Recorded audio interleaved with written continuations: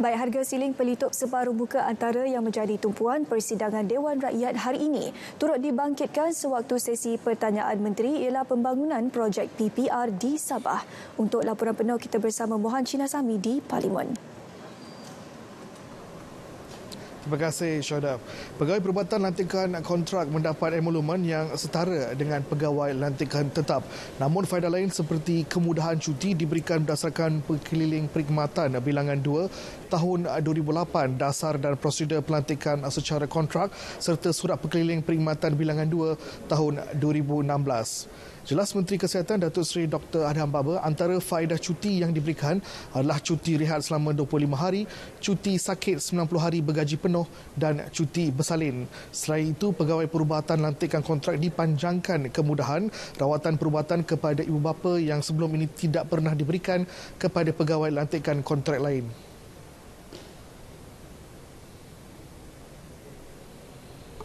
Namun begitu, cuti rehat semasa latihan siswazah iaitu housemanship tidak diberikan seperti mana pegawai dalam skim perkhidmatan lain kerana cuti tersebut perlu diselaraskan mengikut penempatan latihan siswazah. Berhubung dengan kelayakan cuti lain yang dinamati oleh pegawai perubatan tetap, ianya tertakluk kepada pemanjangan cuti berkenaan kepada pegawai lantikan kontrak yang hanya boleh dipertimbangkan oleh Jabatan Perkhidmatan Awam.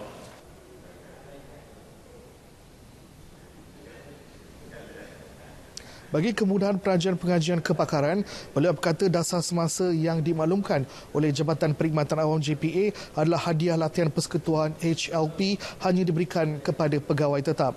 Mereka yang ingin ataupun yang tidak mendapat HLP tapi masih ingin melanjutkan pengajian kepakaran pula, Kementerian sentiasa mengalu-alukan seperti melalui program latihan kepakaran Parallel Pathway.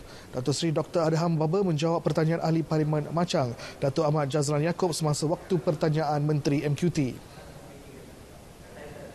Baik, Dewan juga dimaklumkan kerajaan bersedia menurunkan lagi harga shilling pelitup separuh muka jenis 3 lapis keparas lebih rendah berbanding nilai maksimum RM1 seunit secara runcit yang ditetapkan pada masa ini. Jelas Menteri Perdagangan Dalam Negeri dan Hal Ehwal Pengguna, Datuk Alexander Natalinggi, kajian mengenainya akan dibuat terlebih dahulu sebelum dilaksanakan pada hujung September atau Oktober ini. Jadi, Tuan Yang Di-Pertua, mengapa kita boleh menurunkan? Sebab memang betul keberadaan topeng muka ini di pasaran kita sudah sangat mencukupi. Sebab sekarang sudah bertambah pengilang. Dulu kita ada hanya 6 pengilang di seluruh negara.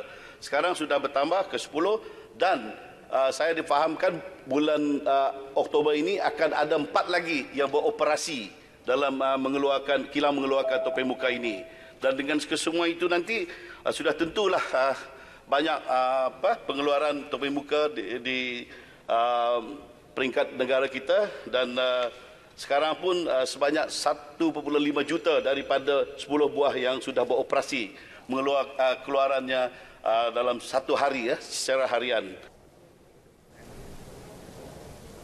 Beliau menjawab pertanyaan Ahli Parlimen Rasa Cha Kinchin yang ingin tahu sama ada kerajaan bercadang untuk menurunkan lagi harga shilling pelitup separuh muka pada masa akan datang.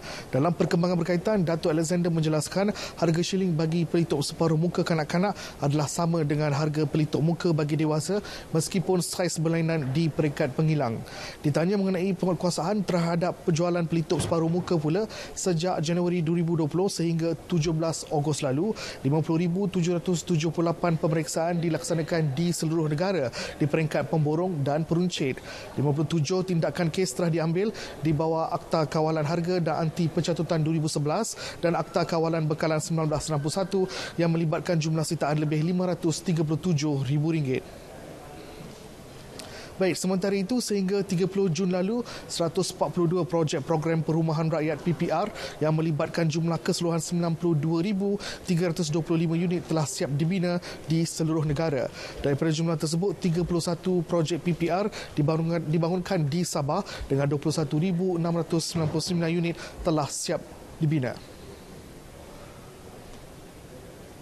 Sehingga kini sebanyak 2,102 permohonan telah diterima melalui sistem bagi projek-projek PPR di negeri Sabah, PPR Batu Putih 1,258, permohonan PPR Sapagaya 577, PPR Ulu Prasan 297.